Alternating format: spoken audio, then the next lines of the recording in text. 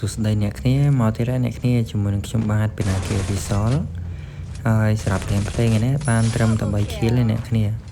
ដោយសារតែ2ថ្ងៃនេះខ្ញុំអត់សូវបានលេងហ្គេមដែរអញ្ចឹងអ្នកគ្នា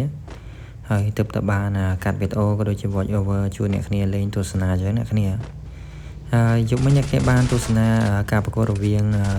ប៉ូទុយហ្គាល់ជាមួយនឹងអេស្ប៉ាញអ្នកគ្នា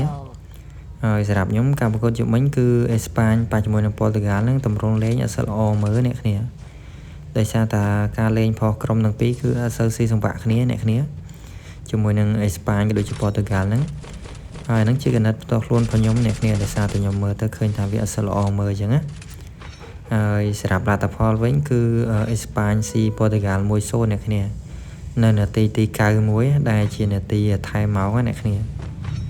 ហើយបើសម្រាប់រ៉ូណាល់ដូហើយនិងយ៉ាម៉ាល់វិញគឺអត់សូវបានប៉ះបាល់ទេអ្នកគ្នានៅក្នុងការប្រកួតហ្នឹង